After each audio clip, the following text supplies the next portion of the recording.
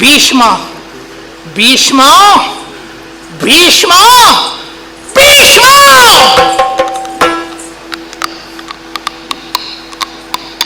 ಬರುತ್ತೇನೆ ಭೀಷ್ಮ, ನಿನ್ನ ಬಳಿಯಾಗಿ ಬರುತ್ತೇನೆ, ನಿನ್ನ ಬಳಿಯಾಗಿ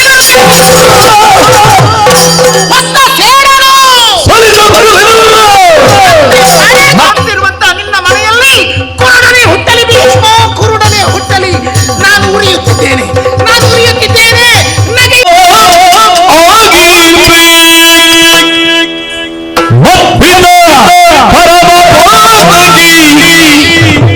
ಮತ್ತಿತ ಪರಮ ಪಾತಕಿ ಸಾಲುವ ಮೂರ್ಖರು,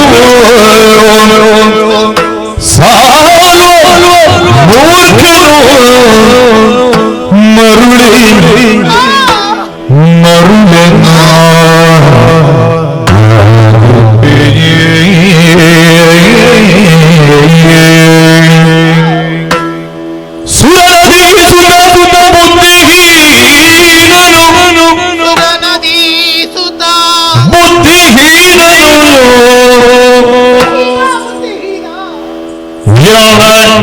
ಸೃಷ್ಟಿಸಿದ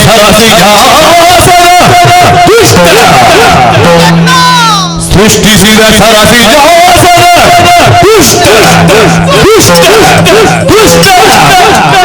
ಮರುಳಿ ಮರುಳಿನಾಗಿದ್ದೆ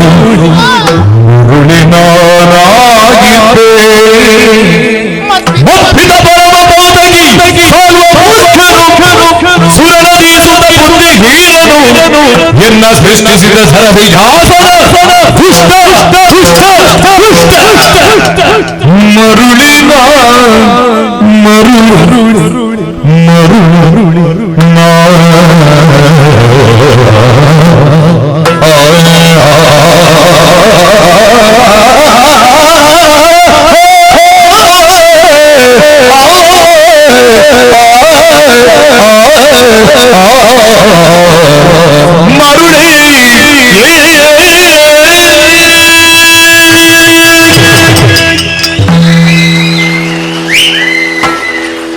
ಯಾಕೆ ನನ್ನನ್ನು ಕಂಡಾಗ ಇವರೆಲ್ಲರೂ ನಗೆಯಾಡುತ್ತಿದ್ದಾರೆ? ಇವರಿಗೇನು ಹುಚ್ಚೆ? ಹೌದು ಹೌದು, ಅವರಿಗಲ್ಲ ಮರಳುತನ, ಅವರಿಗಲ್ಲ. ನನ್ನ ಮರಳುತನ ಮೊನ್ನೆ ತಾನೇ ಇದೇ ದಾರಿ. ಯಾವ ದಾರಿ ಇದೆ ನನಗೆ? ಬೇಕೆ ನಡೆಯುವುದಕ್ಕೆ ದಾರಿಗಳು ಬೇಕೆ? ದಾರಿಗಳಿಲ್ಲದೆಯೂ ನಡೆಯಬಹುದು. ಕನಸುಗಳಿಲ್ಲದೆ ಬದುಕುವುದಕ್ಕೆ ಸಾಧ್ಯವೇ? ಮನುಷ್ಯನಾದವನಿಗೆ ನಡೆಯುವುದಕ್ಕೆ ಗುರಿ ಬೇಕು, ಸಾಧಿಸುವುದಕ್ಕೆ ಕನಸುಗಳು ಬೇಕು. ಆದರೆ ಕನಸುಗಳು ಸತ್ತಿತಲ್ಲ, ಜೀವನವು ಮುಗಿಯಿತಲ್ಲ. ನನಗಿನ್ನು ಮರುಳಲ್ಲದೆ ಇನ್ನೇನು? ಯಾಕಾಗಿ ನಾನು ನೀರಾಟಕ್ಕೆ ಹೋಗಬೇಕಾಯಿತು? ಯಾಕಾಗಿ ಸಾಲು ನನ್ನ ಪ್ರೀತಿಸಬೇಕಾಯಿತು? ಯಾಕಾಗಿ ನನ್ನ ನಿಲುವನ್ನು ನಾನು ಭೀಷ್ಮನಲ್ಲಿ ಹೇಳಿ? ಯಾಕಾಗಿ ನನ್ನ ವ್ಯಭಿಚಾರಿ? ನನ್ನ ಮರುಳುತನ ಇಲ್ಲ, ನನ್ನ ಮರುಳುತನವಲ್ಲ. ಬದುಕನ್ನು ಬಂದ ಹಾಗೆ ಸ್ವೀಕರಿಸುವುದಲ್ಲ. ನನ್ನ ಬದುಕನ್ನು ನಾನು ಹೀಗೆ ರೂಪಿಸಿಕೊಳ್ಳುತ್ತೇನೆ ಅನ್ನೋದ ಯೋಚನೆಯನ್ನು ಮಾಡಿ ಮೊದಲಾಗಿ ಕಣ್ಣಿಟ್ಟಿದ್ದೇನೆ, ಆ ಬಳಿಕ ಕಾಲಿಟ್ಟಿದ್ದೇನೆ. ಹಾಗಾದರೆ ನನ್ನಪ್ಪ ಪ್ರತಾಪವೇ ಇಲ್ಲದ ಪ್ರತಾಪಸೇನ, ಶೂರತ್ವವೇ ಇಲ್ಲದಿರುವಂತಹ ಶೂರಸೇನ, ಪುಣ್ಯ ಕ್ಷೇತ್ರವಾದ ಕಾಶಿ ಕ್ಷೇತ್ರದಲ್ಲಿ ಅಸಂಖ್ಯ ಅರಸು ಮಕ್ಕಳನ್ನು ಕಲೆ ಹಾಕಿ ಅವರ ಜೊತೆಯಲ್ಲಿ ಹೋರಾಟವನ್ನು ನಡೆಸಿ ರಕ್ತದೋಪಳಿ ನಡೆಯುವಂತೆ ಮಾಡಿ ಕೊಟ್ಟಿಗೆಯಲ್ಲಿರುವ ಕರುವನ್ನು ಕಟುಕನಿಗೆ ಕೊಂಡೊಯ್ದು ಮಾರುವಂತೆ 3 ಮಂದಿ ಹೆಣ್ಣು ಮಕ್ಕಳನ್ನು ಒಬ್ಬಾತನಿಗೆ ಮದುವೆ ಮಾಡಿಸುತ್ತೇನೆ ಎನ್ನುವಂತ ಪಣವನ್ನು ಸಾರ್ದರಲ್ಲ ಅಂತ ಪ್ರತಾಪಸೇನ ಪರಮ ಪಾತಕಿ.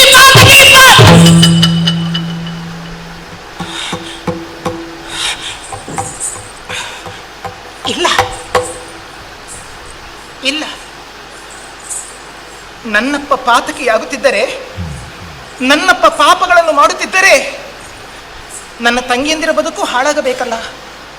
ಒಬ್ಬ ಅಪ್ಪನ ಪಾತಕ ತನ್ನ ಮನೆಯ ಮಕ್ಕಳೆಲ್ಲರಿಗೂ ಬರುತ್ತದೆ. ನನ್ನ ತಂಗಿಯಂದಿರು ವಿಚಿತ್ರ ವೀರನ ಮದುವೆಯಾಗಿ ಸಾಮ್ರಾಜ್ಯರಾಗಿದ್ದಾರೆ. ನನ್ನ ಬದುಕು ಮಾತ್ರ ಬೀದಿಗೆ ಬಂದಿದೆ. ಹಾಗಾದರೆ ಅಪ್ಪ ಪಾತಕಿಯೇ? ಕೆಟ್ಟ ಮಕ್ಕಳಾದರೂ ಹುಟ್ಟುತ್ತಾರೆ, ಕೆಟ್ಟ ತಂದೆ ತಾಯಿಯಂದಿರು ಇರುವುದಕ್ಕೆ ಸಾಧ್ಯವೇ?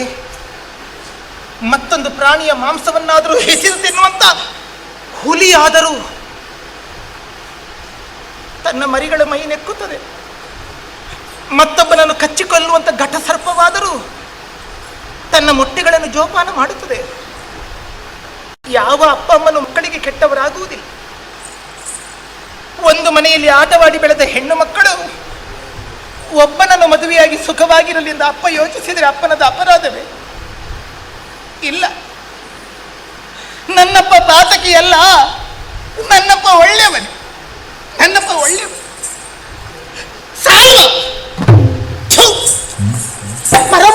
ಪರಮ ಮೂರ್ಖ ಇವನು. ಎಂತ ಅವಕಾಶ ಕೈಯ ಹತ್ತಿರ ಬಂದಿತ್ತು. ನನ್ನನ್ನು ಮದುವೆಯಾಗುತ್ತಿದ್ದರೆ ಹಸ್ತಿನಾವತಿಯ ಚಕ್ರವರ್ತಿಯ ಮನೆತನದ ಸಂಬಂಧ ಸಿಗುತ್ತಿತ್ತು. ಅಡ್ಡಪಂಕ್ತಿಯ ಕ್ಷತ್ರಿಯ ನೀವನು ಮಾನಿತನಲ್ಲ. ಆದರೆ ಅಲ್ಲಿ ಸಾಮ್ರಾಜ್ಯರಾಗಿ ಮಹಾರಾಣಿಯರಾಗಿರುವವರು ನನ್ನ ತಂಗಿಯಂದಿರು. ನಾನಿವನನ್ನು ಕರೆದುಕೊಂಡು ಹಸ್ತಿನಾವತಿಯ ರಾಜಭವನಕ್ಕೆ ಹೋದರೆ ಎಂತ ಸ್ವಾಗತ ದೊರೆಯುತ್ತಿತ್ತು. ರಾಜಕೀಯವಾಗಿ ಯೋಚಿಸದೆ ಕೇವಲ ತನ್ನ ಅವಮಾನವನ್ನು ಹೆಣ್ಣಿನ ಮೇಲೆ ಹಾಕಿ ನನ್ನನ್ನು ವ್ಯಭಿಚಾರ ಎಂದನಲ್ಲ ಅಂತ ಸಾಲ್ವ ಪರಮ ಮೂರ್ಖ. ಯಾಕೆ ಸಾಲ್ವ ಮೂರ್ಖನಾದನು? ಸಾಲ್ವನದ್ದೇನು ಅಪರಾಧವಿದೆ? ನನಗಾಗಿ ಪ್ರಾಮಾಣಿಕವಾದ ಹೋರಾಟವನ್ನು ಮಾಡಿದ್ದಾನೆ ಸಾಲ್ವ.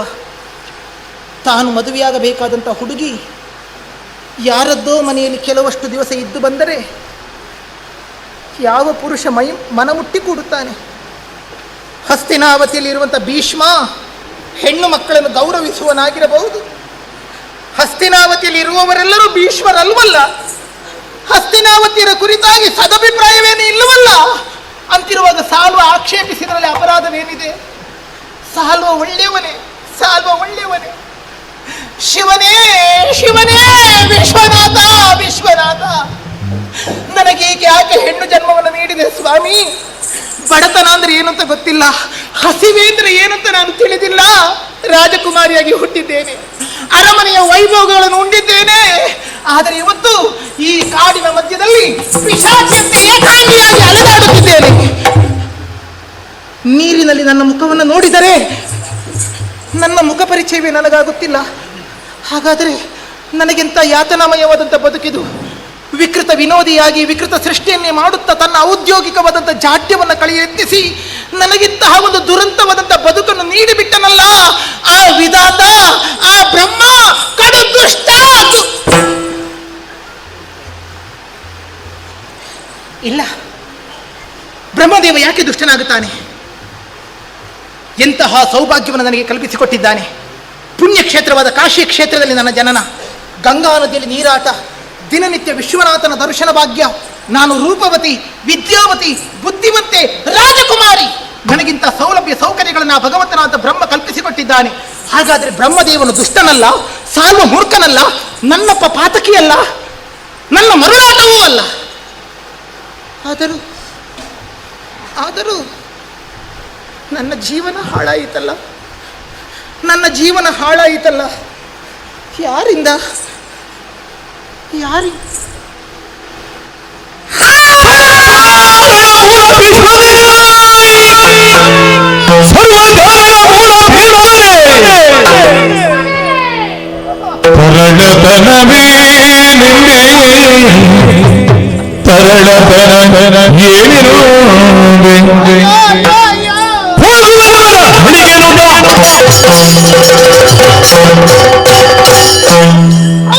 ಇಷ್ಟಕ್ಕೆಲ್ಲ ಕಾರಣ ಅವನೇ, ಭೀಷ್ಮ. ಭೀಷ್ಮ ಭೀಷ್ಮ ಮಂಗಳದ ಬೆಳಗ್ಗೆ ಇಂಗಳದ ಮಳೆಗಡದಾದ ಭೀಷ್ಮ ಮದುವೆಯ ಮಂಟಪಕ್ಕೆ ಧೂಮಕೇತುವಿನಂತೆ ಆಗಮಿಸಿ ಹೆಣ್ಣು ಮಕ್ಕಳ ಬದುಕಿನಲ್ಲಿ ಚೆಲ್ಲಾಟವಾಡಿದವನ ಭೀಷ್ಮ. ಅವತ್ತು ಕಾಶಿ ದೇಶದಿಂದ ಹಸ್ತಿನಾವತಿಗೆ ಏನೇನು ನನ್ನ ರಥವನು, ಬಂಗಾರದ ರಥವನ್ನು ತಂದ. ಆದರೆ ನಾನು ಸಾಲ್ವಾನುರಕ್ತೆ ಎಂದಾಗ ಹಸ್ತಿನಾವತಿಯಿಂದ ಸೌಭನಗರಿಗೆ ಕಾಲ್ನಡಿಗೆಯಲ್ಲಿ ಕಳಿಸಿಕೊಟ್ಟ. ಅವತ್ತು ಹಸ್ತಿನಾವತಿಯಲ್ಲಿದ್ದಂತಹ ಬಂಗಾರದ ರಥಗಳಿಗೆ ಬೆಂಕಿ ಬಿತ್ತು. ಸರಿ, ದೊಡ್ಡವರು ಮಾಡುವಂಥ ಮಕ್ಕಳಾಟಿಕೆ ಮರುಳಾಟಿಕೆ ಅಂತ ಅನ್ನಿಸಲ್ಪಡುತ್ತದೆ. ಹಾಗಾದರೆ ನನ್ನ ಬದುಕಿನಲ್ಲಿ ಮಕ್ಕಳಾಟಿಕೆಯನ್ನು ಮಾಡಿದವನು, ಮರುಳಾಟಿಕೆಯನ್ನು ನಡೆಸಿದವನು ಭೀಷ್ಮ. ಭೀಷ್ಮ ಭೀಷ್ಮ ಭೀಷ್ಮ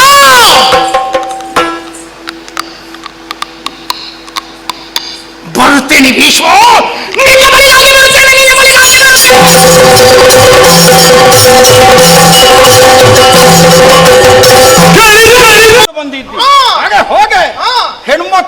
ನಾನು ಹೋರಾಡುವುದಿಲ್ಲ. ಆ. ಗಂಡು ಮಕ್ಕಳು ನನ್ನನ್ನು ಸೋಲಿಸುವವರು ಇನ್ನೂ ಹುಟ್ಟಲಿಲ್ಲ.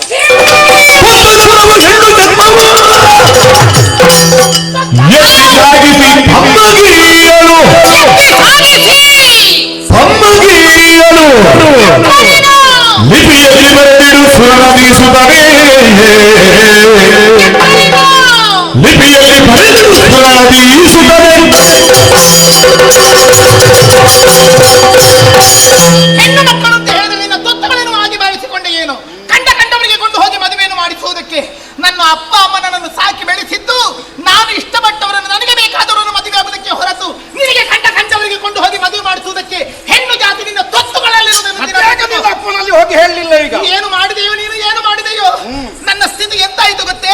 ಬ್ರಾಹ್ಮಣನವರು ಪೂಜೆಗೋಸ್ಕರವಾಗಿ ಹರಿವಾಣದಲ್ಲಿ ಕೆಂಪು ದಾಸವಾಳದ ಹೂವನ್ನು ಹಿಡಿದುಕೊಂಡು ಹೋಗುತ್ತಿದ್ದಾರೆ. ಶ್ವಾನ ಒಂದು ಮಾಂಸಭ್ರಾಂತಿಯಿಂದ ಹೂವಿಗೆ ಬಾಯಲ್ಲಿಕ್ಕಿತು. ಅತ್ತ ನಾಯಿಗೆ ಆಹಾರವಲ್ಲ, ಇತ್ತ ದೇವರ ಪೂಜೆಗೆ ಹೂವು ಸಲ್ಲ. ಅಂತ ಮಾಡಿದೆ. ನನಗೆ ಆ ಸಾಲ್ವ ಈಗ ದೇವರ ದೇವಾದ. ಹೌದು. ಹಾಗಾದ್ರೆ ನಿನಗೆ ಹೂವಿನ ವಾಸನೆ ಏನು, ಹೂವಿನ ಗಂಧ ಏನೆನ್ನುವುದು ನಿನಗೆ ತಿಳಿಯದೆ ಹೋಯ್ತಲ್ಲ. ಬಿಡು, ನನಗೆ ಮದುವೆ ಬೇಡ.